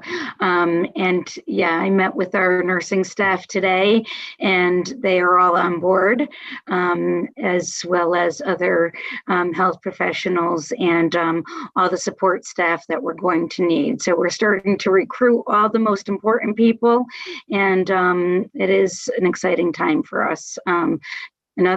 Another challenge, but we're already out the starting gate. I would just say, Doug, your analysis was very thorough, and we're just going to act based on the information we receive. And ultimately, our goal is to vaccinate all of our staff members who expressed an interest in doing so. And as Jen said, I think we're off to a very good start on that. Well, thank you, Kevin. Thank you, Jen, and the rest of the staff that have kind of scrambled. And since we may have members of our public and employees watching, I guess I would ask, if you haven't completed the survey yet, if you would please do that before Friday, ideally this evening or tomorrow when you get a chance. The sooner we get that information back, the sooner we can begin planning. And I would also say, as it said in the email, and not that Kevin wants to get 100 phone calls tomorrow, I know that he doesn't, but if you have any questions, or if you're unsure about whether the vaccine is right for you or whether it is safe, I believe it's safe. That's why I've signed up to get one. I know members of our board have already received them, and we do have, as I mentioned before, a number of our employees, including our school nurses, that have gotten them. But this is not a requirement for you to be vaccinated, but I believe if you will do that, I think collectively we can get back to normal, or what will become the new normal, as soon as possible, even based on earlier conversations. So at this point, let me kind of stop and see if board members have any questions for us about what I've just shared on vaccines. Doug, I applaud the work that's gone into this, but I'm a little concerned about another at-home remote learning day. We do a lot of that, and I'm hoping we can try to get away from that. Have we given any thought, or has any thought been given to doing the vaccination clinic starting at 3 o'clock in the afternoon and running into the evening? Taking student time away, taking teachers away from student time is, in my humble opinion, not what we stand for. And if we can get our healthcare professionals and our volunteers that are going to do the computer work and that sort of thing, and there's a lot of it. I've already been through it, and even when there's nobody around, it's still rather lengthy. Doing something in the evening rather than taking away from student time. Well, Norm, I think that's a good point, and it was something that we discussed and debated. And I would say that why we landed where we landed are for a few reasons. First, nobody felt like starting at the time you suggested, we could practically get everyone done in one day. And some of this comes from the recommendation from our health director, and also from Pam and others, that the effort to mobilize this one time is going to be such a monumental undertaking that to try to do it over a number of afternoons or evenings could be problematic. The other thing we're reaching at that point is, I do believe for employees, if you have, under the scenario you described, to come into the gym at 3:30 might be okay. If your scheduled time is 10:30, because that's when it takes you to get your line in the queue, I personally believe that's an unreasonable expectation for our staff. And I guess the other piece that was driving this decision is this very real challenge of the side effects, especially of the second dose, which I'm told is very real, and looking at any day other than a Friday, not really lining up on that, unless we wish to do a Saturday. And what we run into on Saturdays, again, is maybe a participation issue depending on where folks live, and not having the convenience of being able to do this in kind of a regular work setting. But also we get into contractual issues and a funding issue for the board and for the district. And although certainly we could authorize overtime and things of that nature, we just feel, practically speaking, this is the most practical option, weighing what you said, and also saying that as inconvenient as this is to families, I believe one thing that works in our favor is we've learned to do remote learning well, and we believe that we would have somewhat of a heads up to give to families about this situation. But certainly, if the board feels very strongly that this is not an avenue that we should pursue, we can go back to the drawing board on this.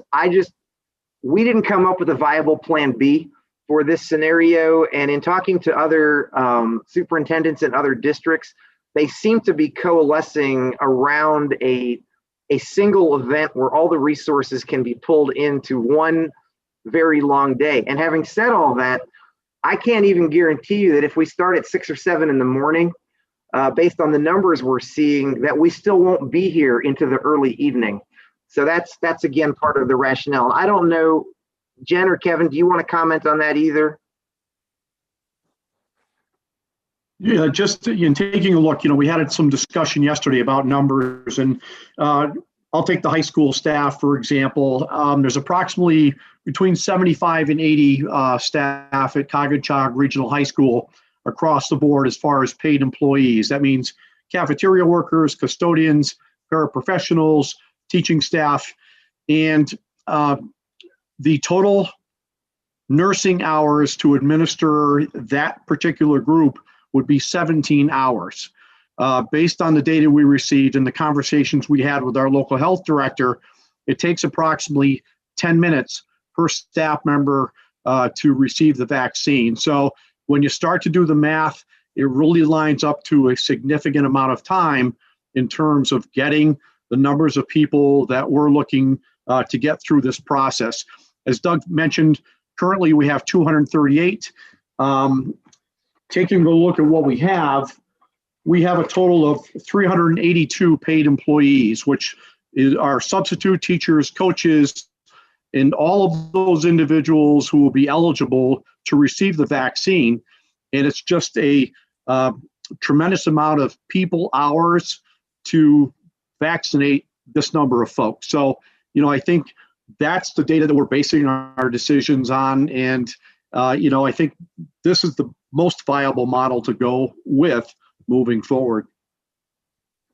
And Kevin, just to add to that, I remember during our discussion, we also have 24 bus drivers who are eligible and who we are hoping will get vaccinated. And the other advantage of the remote day is we're not asking a driver to get vaccinated and then run a route on the same day. And so practically speaking, that in addition with not having the high school learners on campus and their cars kind of frees up the parking situation for what is going to amount to a very interesting logistical parking type situation that's all going to have to be coordinated with staff out of the building, kind of flagging people and people texting inside and outside. And we just feel when we thought through all of that, that doing that alongside or even at the end of a school day was just something that we're not sure that we could do well. And we feel like if we're going to take this on, we need to do it well. And let me say that too. We don't have to take this on. Our health director asked us to do this. We feel like it's the right thing to do to take it on ourselves rather than simply depending on the healthcare system, which would certainly try to help our employees do that. And one of the things we will do, as I mentioned before, is reach out, and our health director is going to help us do that, to people that can be available in addition to our 5 school nurses to administer the shots. And that will help with the math that Kevin was just referring to. Doug, are you going just through the health director, or are you willing to solicit volunteers that you know, like there's a lot of nurses, my wife is one, that might volunteer to come in and help out. We've reached out to our the Guilford VNA, who have helped us in the past with our flu clinics. They're looking into the viability of having some of their nurses come over. We have one other nurse at MTA who is more than willing to help out. And again, the logistics of having volunteers or even other people who have other jobs, it comes into play with the timing of when we get the vaccine and how quickly we have to plan for the clinic to open. And that might not give outside people enough time to make the commitment. So we are looking into other people, but it's still up in the air on how that will work out logistically. So Bob, let me say, if your wife is willing to step up and thinks she might have availability, to Jen's point, or anybody out there that knows of anyone, let us know. We would appreciate having those names. And to Jen's point, it may be on this kind of marathon day we envision, 2 days actually, for the 2 doses. Maybe someone could even come in and do a 2 or 3 hour shift for us, even if they couldn't commit to the entire day. And I think that's the other piece of this that we're going to have to manage, even with our own nurses, not fatiguing them to the point where this isn't done well, or that we're straining people. So having more, and let me use this term very carefully, people that are licensed and qualified to administer vaccines. We have had quite a few people that said they would help, but we need the people that are actually trained and certified to do it. But we know those people are out there. So if you could help us spread that word, we would be grateful. So thank you for that. I'm good with it. I'm good with the chainsaw. So let me see what I can do about giving you a shot, right? In terms of the administrative tasks, getting people signed in, signed out, computer issues, that kind of stuff. If you need a volunteer along those lines, I'd be willing to help out in that area. So just if there's anything I can do, let me know. Yeah, thank you for that. And I would say at this point, we don't believe we're going to be in need of that, because one of the benefits to doing this on a work day is that we have staff who have in their contracts other duties as assigned, and we will take full advantage of that, and also do that in a way that they're not overtaxed, so people can run shifts in that too. And our understanding is that the training for that piece is probably a 5 or 10 minute, just this is how you fill out the form, and it's going to be just getting that information from the employees, quickly getting it into the computer and uploading it, and then getting on to the next person. But thank you so much, Bob, for being willing to be part of that, and also for, I guess, volunteering your wife, whether she realizes it or not. I'm also volunteering my husband. He said he could. He said he'll do the whole staff in a day. He said. Thank but you. No, I appreciate that. I'm talking. Yeah. So he's saying at his job they did 100 residents in 2 hours, and how many people were vaccinating? And there was only 2 or 3 people giving the vaccine. So I first of all, I appreciate that our district is stepping up to this. I think that that's awesome. And I really am hopeful that the majority of the staff will take advantage of it, even though it is not, a mandatory thing. Unfortunately, what I'm seeing in a lot of the nursing homes and things that I cover, only about 50% of staff is actually taking the vaccine. So I'm hoping that is not, that we're going to be better. RSD13 is going to be better. Can you hear me? Yes. Because my internet is wacky. Yes. Okay. And again, I don't want to give numbers away. Sorry. Go ahead. The only other concern, reaching back to what Norm was saying about the remote learning days, is I think that the remote learning days we're having now are like leaps and bounds better than what we had in the spring, and even better than what we were having during hybrid, but they are not asynchronous. So there is going to be some disruption to the learning if the teachers are not able to be teaching during the time slots that they are supposed to be. But I think if you're going to do it, Friday is the day, obviously. And I mean, some people are getting reactions and many are not. So I just don't want people to be scared of not getting it, for that reason. And I mean, some of it also is the data entry. If teachers, do it earlier, not just teachers, if the staff does it earlier, that is something that can be done not on site that particular day. Like there's ways to, save time and things like that. But there are a lot of nurses that live in Middlefield and Durham, and I'm sure that if you reach out to some of the parents, that you probably would get more volunteers than you think you would. And I get what you're saying about the last minute, things, but if people don't work a normal, schedule, if there's a lot of parents that work like weekends and nights and things like that, I think that if it means that their kids are going to be staying in school, that they probably will want to help. Thank you. So again, without giving the numbers away, because I don't know what the last group is going to say, but on the early returns, we have a very, very high percentage of people who either want us to give it, will get it on their own, or have already gotten it, and a very small percentage, very minute, that have just said they're not interested, period. And they could even change their minds between now and when the decision time comes. To your point about the remote learning and all of that, that was discussed with our staff yesterday. And one of the advantages to doing this on a single day is we will schedule the actual vaccination times for the employees with their responsibilities for synchronous learning on a remote day in mind.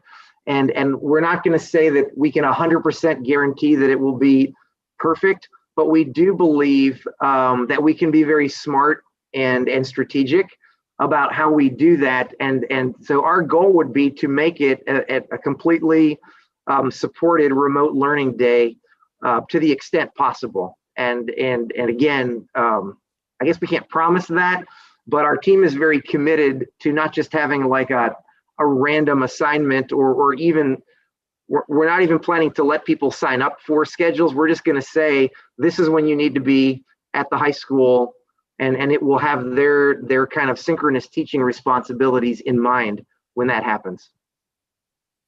So thank you for that. Doug, I just have a quick follow-up. You were talking about bus drivers, and believe me, I hold bus drivers in very high esteem. I'm a driver myself, and bus driving would not be one of my favorite things to do. But having said that, why isn't DATCO doing the vaccines for the bus drivers, since they are not in our employ?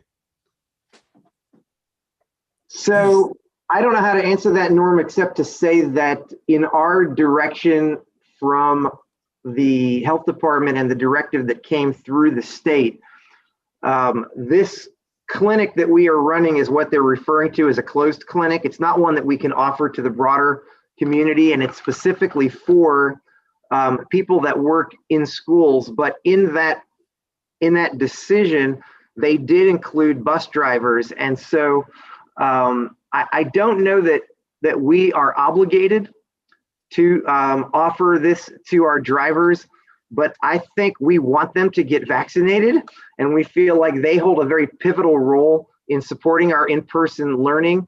And with it only being 24 of them, we just feel like that's the right thing to do. I don't know. Does anyone else want to chime in on that? I mean, Kim, you work with the drivers. Do you have any thoughts to share on that? I'm not quite sure that DATCO as a private company would even have access to the vaccines like we would, in terms of, being an educational institution. So they would probably just have to wait for their age group, and then maybe, if it opened for essential workers like grocery store and stuff, they may be included there. But so just to help us keep school, going in person, like Doug said, it's prudent to include the 24 drivers just to keep us up and running. Okay, fair enough. Good answer. Move on. I have a question before we move on. At the end of all this, will we know which of our employees have been vaccinated and which have not? Or will you know? We don't need to know. I don't know that I will know. I don't know. Kevin, or Jen, do you, either one of you have that information? We right offhand, we do know who's asked for one at this point. Yeah, right offhand, Doug, I think we will have a record of individuals who are vaccinated. Our primary concern is the confidentiality of folks. So I think, obviously we're going to be very careful with that information. And, so we have an opportunity to get that information in terms of getting information from our various legal providers. That's to be a determined type of thing. So I think that's something that we'll be able to find out a little bit farther down the road. I ask that, of course, because in order for us to, as an organization, to reap the benefits in terms of not having teachers quarantined, we need to know who's been vaccinated and who does not. Yeah, so I don't want to speak for our medical folks, but my thought on that, Victor, is that so much of the contact tracing protocol is dependent on our staff, our families, and our children giving us honest responses. So I do think in a contact tracing scenario, we could ask, have you received the vaccine? But I don't know that we could take it a step further. And if they told us that they had, would require them to validate that in some way. I don't know. Jen, do you have any thoughts on that? I'm just thinking about the HIPAA and I mean, what do you think? Oh, I agree. I don't think we can require it, but I think up to this point, we have been asking those questions and people have been very honest with us and forthright. But I don't know that at this moment in time that we'd ever be able to require it. You're going to have to know to schedule the second appointment. So somebody's going to have to know and to schedule the second appointment. I mean, I get, all the healthcare charts are calling me and telling me, reminding me I have a vaccine next week. So, in order to schedule the second one, you're going to have to know that they got the first one. Correct. They will be in the computer system when they check in for the shot. Yeah. That's not government. But there's a number of them that are getting it offsite. So, correct. And with HIPAA, we don't have a right to know, and I don't think we even have a right to ask, but we can notify them they've been in contact with someone and that they're likely, then they need to either elect to quarantine or not. Yeah. Yeah. The health department has to know, so they're keeping records. So I have one question about when you were talking about the contractual, like if their appointment was scheduled after their work hours or whatever, because this is something that is being offered and it's not being required, it shouldn't really matter because they're not necessarily getting paid for their time that they're getting the vaccine. Yeah, if I misspoke, I apologize. I was not referring to the employees themselves getting vaccinated. I was referring to the nurses, the nurses giving the vaccine, staff, any other staff that are involved in the logistics, which is a significant number of employees. No, to your point, yes, some of this that makes more sense. I was confused. Yeah. Yeah. Thank you for that clarifying question. Yeah, that's good. So going back to that, obviously you want to use as much of your staff as you can, but would you, and obviously with HIPAA and everything, you might not want a whole bunch of people in there, but if there may be people that would offer to do data entry as well as be giving the vaccines. So I just throw that out there. Going back to what Jen said about the Guilford VNA, if they help us out, do we have to pay for that service? So where is that money coming? So we would have to pay for them in that, with the funding, I know I keep going back to this grant funding, but that's an allowable expenditure under the grant funding. So that would be one of our priority uses of it.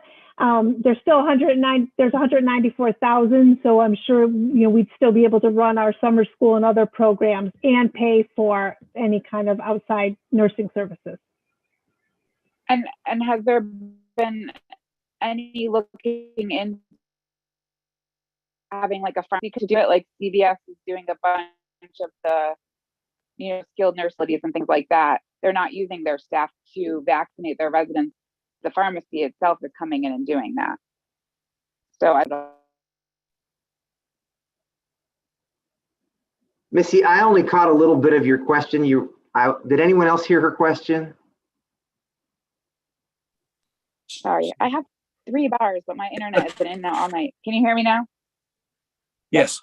I was just asking if the health director talked at all about perhaps using like a pharmacy like CVS or Walgreens, because CVS in general is doing a lot of the skilled nursing facilities around the state.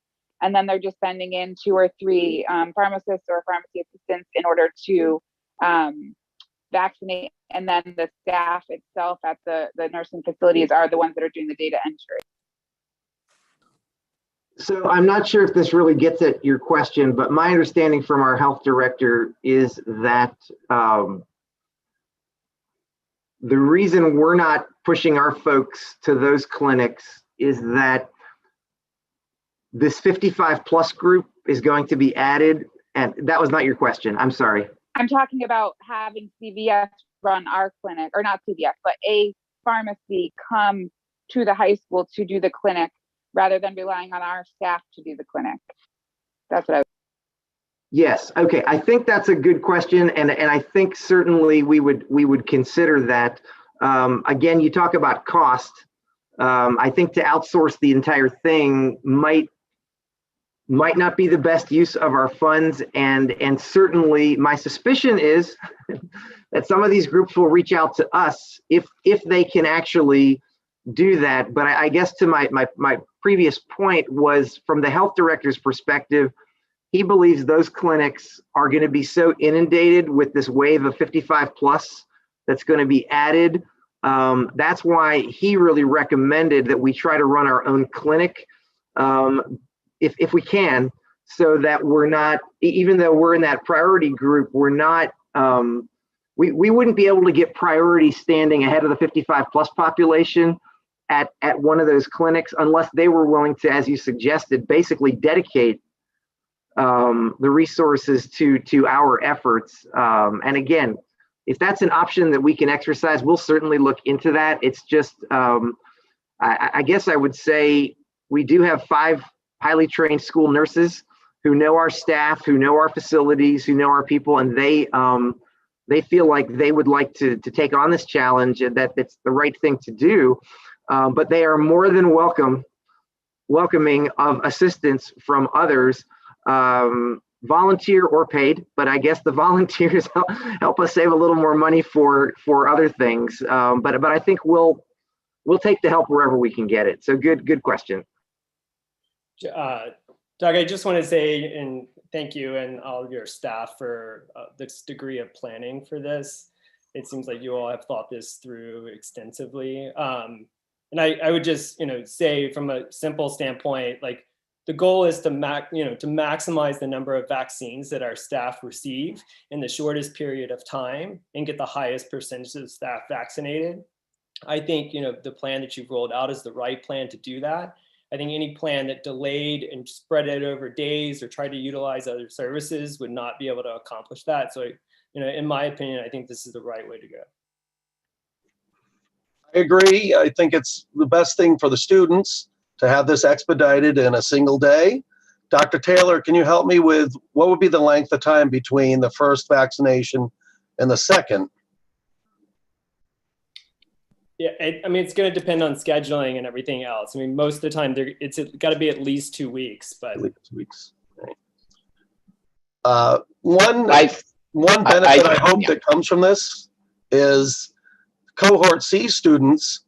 I would hope that we'll start to see more of them before the year ends, because through conversations I've had over the last few months, students aren't always staying home because they're living with multi-generations and grandmothers and so on. They don't want to hurt their teachers. That was really like moving for me. Mister, I don't want to hurt you. So I want to get these students back in, yeah. I do notice we have a professional learning day on March 12th. I know it's a very fluid situation, but perhaps that Friday could be the day. I don't know. It depends on, do we have the vaccinations?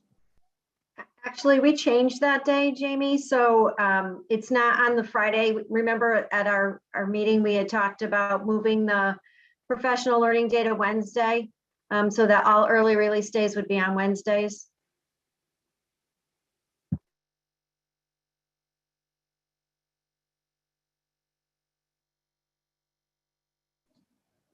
Any other questions or comments on the vaccines? All right, so the next topic we kind of previewed and teased out. Brian and I have been talking because there has been considerable interest in trying to accommodate in some way, shape, or form safely for families to be spectators at sporting events. And really our policy at this point has been no spectators, and that is where we've landed, and then Brian has shared that with you at previous meetings. But there is one exception that he is recommending and that I am recommending, and it has to do with seniors and a senior night that can be done safely. And so, Brian, can you just kind of talk the board members and our viewing audience through what you've recommended and why we believe that's the right thing to do and that we can also do it very safely? Sure. A number of the shoreline schools have started to shift to allow senior parents into that one game for that senior night, obviously following all the appropriate guidelines. So sitting with our athletic director and going through, how many seniors are on our girls team for basketball, how many seniors on our boys team for basketball, how many cheerleading seniors do we have, how many people would be in the gym. Also to the point of, we've been running games now at home without spectators, spreading the students out. We kind of see how this works when there's a JV team there, when there's the varsity team there, cheerleaders. We have a set of bleachers, if you walk into the gym on the left side, that are not being utilized at this point. We assumed it would be for the media and press, but what has happened is the media and press are taking chairs and sitting basically in isolation on their own to take the photos and pictures that need to be taken. And that's obviously scheduled that they're attending. So what we would do is we would pull out that set of bleachers for parents. And for the girls team, we have a total of 3 seniors on the team. So it would be 6 parents or guardians in total that would be attending for the girls. And the boys have 5 senior parents, or sets of parents or students. So there'd be 10 parents that would attend the boys' games. And the cheerleaders have no seniors at this point in time. So on one set of bleachers, we would have X's marking out where families could sit. They would be escorted to their seats, and they would sit in their groups of 2 to watch their children on senior night. And we feel like we could do that safely. And the two games that we've picked at this point, we have to deal with certain restrictions that shoreline schools have or have in place, such as teams will not travel and play at another team if there are fans in attendance. So we were able to look at the games remaining, and we were proposing Thursday, March 4th for our girls playing against HK, and Thursday, March 11th for our boys playing North Branford. So it's something that we are confident that we could do safely for all the kids and the parents and keep everyone safe and separated, with 10 parents coming to the boys' game and 6 parents coming to the girls' game. So again, do board members have any concerns about this? We feel like this is an appropriate compromise. It's still not all that families want.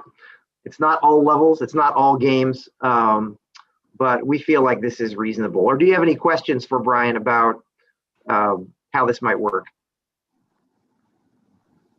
I think that works fine. I think that, having 6, 3 couples in there that were together, sitting far apart probably going to be, these senior kids have lost so much in the last year and a half that I think it would be, a very good thing to have their parents there. Yeah, and Bob, to that point too, so have their parents. And we've been hearing that from their parents, and Todd Petroni, our athletic director, has been taking and fielding those calls. And so we just felt, talking with Dr. Shook, it was time to see if we can get some, at least the senior parents in there to watch their kids and have that moment. So I'm getting the calls now too. So yeah. Kudos to you, Brian, for the level of detail and obvious effort you invested into making this a safe possibility. It's a lot of work and a lot of thought obviously went into that. Thank you. And to be fair, Victor, it helps that we only have 3 seniors on the girls team and 5 seniors on the boys team. So that does help as well. So, yeah. Was there anything? So I take some of it back. Indoor track? Sorry, I couldn't hear your question. Oh, sorry. I was just wondering if you know anything further about indoor track. Yeah, so with indoor track, the CIAC approved and the DPH approved meets beginning after March 1st. So they're going to organize something. We don't know what that's going to look like and how many people, and if it's going to be an indoor event or an outdoor event. We don't have those details yet, but they did approve it. So our athletic directors and the CIAC are now working on that. So hopefully we can have something for our track, our indoor track season, to kind of to close it out as well.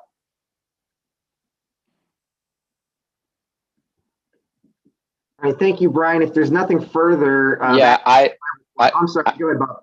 Yeah, I had one question, and not to push the boundaries, but being a grandfather and seeing as the number is so low, is there any opportunities for the grandparents to join the parents, because they can sit together as a cohort, and in all likelihood, the grandparents probably have been vaccinated or might be vaccinated by then.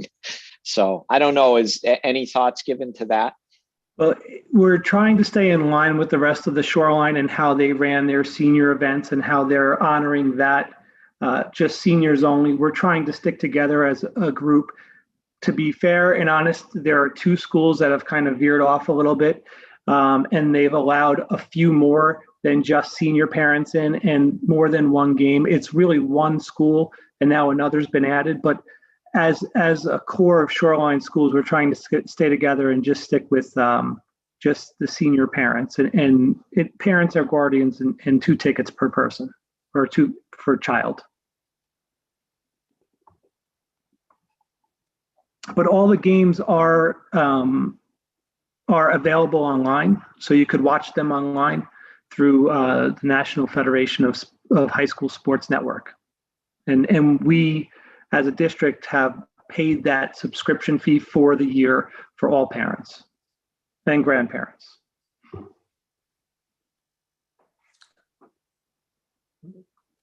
They are fun to watch, but it's not quite the same. It's strange being in the gym. It is very strange being in the gym when there's a game going on. Not only do the children have masks on, they're taking mask breaks on the court.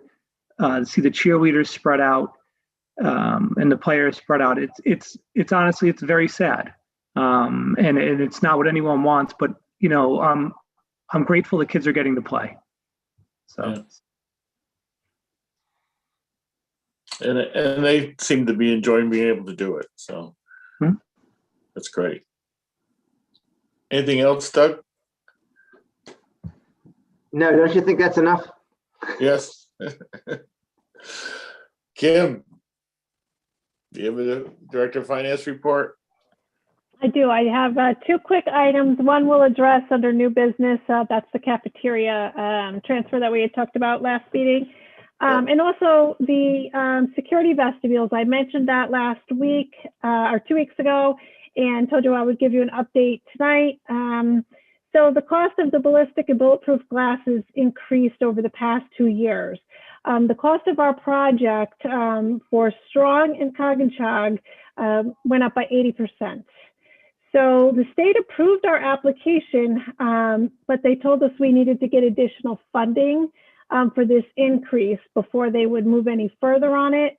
And so there's a couple options I think that we have. If we are to proceed with the safety security vestibules at Strong and Coggins, the board would need to include an increase of $153,000 in this year's budget in 21-22. So that's not in the budget right now. Or it could be taken out of any surplus that we anticipate for the end of this year. If we were to add it to the budget, it would be just under a 1% increase. Sorry, just under 0.5% increase. And then, you know, we could potentially just wait. The funds, the 194.3 that was put in earmarked for based on the original estimate over 2 years ago. Yeah, that money is in our restricted fund balance, so it's in there. And it will stay in there. So, you know, we could choose to wait and see if it's a supply and demand issue due to COVID or just a run on people doing vestibules that drove the cost up. That money can remain there for another year.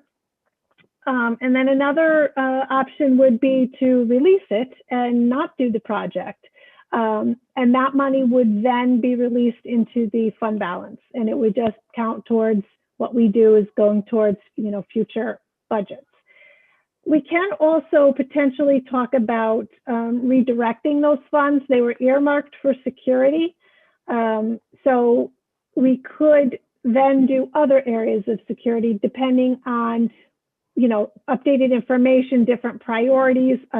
You know, we have some vulnerability assessments that are going on per state required. And some, you know, things that have popped up of maybe being some panic buttons, 2 per school, and that would run about $3,400 a year. So, you know, really a drop in the bucket compared to the 194.3. But if we were to do the pricing or the project with the new pricing, it would total $347. So, you know, I'm not looking for an answer tonight. I'm looking for you to chew on it and to think about it. And maybe next board meeting, I can ask for a little direction. The state is asking, do you want to pull the project or show me the money? So in 2 weeks, maybe I can get maybe a vote on the agenda, and then we can talk about that. So if you want additional information, actually, I can type out all the numbers. Might be better for you to see them. And then let me know which direction for us to go in. Yeah, is the 347 before the grant money from the state or after the grant money? So that is before, and that is, I have to have full authorization for the full amount. That's a good question though, Bob. I have to have full authorization for the full amount. And then after we get the reimbursement, the rest of the money can just go back into the general fund. But I have to have, in case they weren't going to fund this, I have to get it at 100%. Yeah, and there's been instances where the state has made grants and then not followed through with providing the funding for that grant. So I understand that portion of it. What is the grant reimbursement percentage on this one? Is it 55%? 53.5. It's the same for pretty much all of our projects. New construction is different, but this is considered just an alteration. So it's 53.5% of the roughly 350,000. So the net of Kim, what if you only did one vestibule and then we budget the other one in a later year? Absolutely a viable option. Yep. What's the likely? But realistically, and to Bob's point, you're right, it actually would be, you know, the increase was 153 that we would have to authorize, but really it may only cost us half of that, 75. So that, you know, that's only a quarter of a percent increase in the budget. And what's the likelihood of the grant being it's granted? So they did approve us already. But then when Okay. we came in with our updated estimate number, they said, whoa, hold on. We need a new, new authorization for this. So I believe they will approve it. They also took issue with the doors at Strong were not 20 years since the last renovation. But they were willing to come out and look at them, that they can't be retrofitted with the ballistic and bulletproof glass. So they would need to be new doors. So that would be another hurdle we'd have to get over if they were to, reconsider our project. Can you send those numbers out, Kim? Mm-hmm. Absolutely. So Thank you. basically, we can commit to the funding, and then if the grant is denied, we can then divert the funding back into the general budget. We don't have to spend it. Absolutely. No, we do not. All right. Okay. Thank you. Anything else, Kim? Not until new business. All right, it's time for new business. The first is about to put the field trip to the Washington trip, which is moved from a November to a March date of next year. I have some language if you'd like it, Bob. Sure. First of all, I'm delighted that this field trip is back or should be back, and I am just confident that we'll all be healthy enough to make that happen. Therefore, having read the field trip form, I'd like to offer the following motion, that the senior class field trip to Washington, D.C. on March 22nd through 25th, 2022 be approved with the understanding that this trip may be withdrawn at any time due to actions of Homeland Security or other government or law enforcement agency or health agencies such as the CDC, and that parents or guardians of students be apprised of this possible action. Have a second? I'll second. Thank you. Any discussion, or Brian, anything? The only thing I'll say is the collection that's going to happen now is just to see the number of students that are interested in going and the families that would be willing to send their children in March. And we moved it intentionally to March because we felt the original November date was a little soon. Full refund up till November 1st for families, and we'll communicate all of those things that Mr. Hicks shared. Thank you. Any other comments? If not, all in favor, please say aye. Aye. Aye. Thank you. Kim, the next is transfer of funds to the cafeteria. Yes, thank you. So I discussed at the last board meeting about the $101,000 loss that the cafeteria service has experienced due to the unanticipated school closing, as well as the governor's executive order 7R to continue paying municipal employees. So I was asking for an approval, and I'll need a motion, if so moved, that to transfer the funds from the general fund to the cafeteria fund and just charge that off as supplies. Cafeteria fund just simply can't recover from a loss this large. So I'm asking for the total, which is $101,596, but I'm also entertaining what FEMA would have reimbursed us at 75%, which was $76,000. So, certainly that would be an amazing help too, if you wanted to go with the 75. But really, we could use the 101. Now, FEMA is telling us that there could be another opportunity to apply for this. So, of course, if that came in, we would reimburse the Board of Ed for whatever money that came in. The motion would be just to approve the transfer of, and you can tell me which way, the dollar amount, from the RSD13 general fund to the RSD13 food service account to cover the loss from unanticipated school closure and Governor Executive Order 7R. I'd move that we transfer the $101,596 from the general fund to the food service fund to cover the expenditures per the governor's orders as detailed by Kim Newbig. I'll second. We have several seconds. And is there any other discussion? If not, all those in favor, please say aye. Aye. Aye. Any opposed? Thank you. Thank you. And the final one is to vote to add a new member of the Finance Committee. In order, Nina Patel, who was on the Finance Committee from Middlefield, resigned last year. And Tina Olszewski has volunteered to serve on the Finance Committee from Middlefield. She's lived in Middlefield about 8 years. Her husband grew up in town. They have 2 children who attend Brewster. She apparently she volunteers at Boy Scouts and is pursuing a degree in business administration. She currently works at Electric Boat and Gott.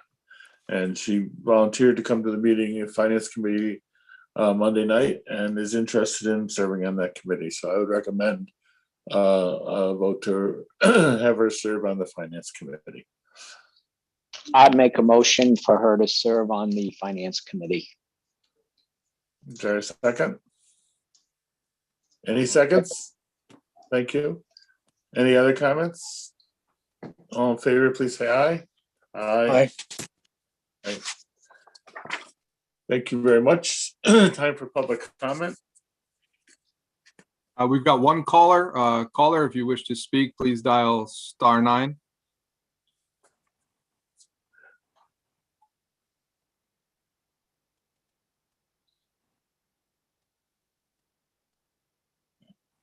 Not raising the hand. All right. Have a motion to adjourn. So moved. Have a second. Second. All right. All in favor, please say aye. Aye. Aye. Good night, and thank you everybody for all your work. It was really a ton of work done on all these projects and the budget and the COVID. Thank you so much. Yep. And good night. And thank you, administrators, for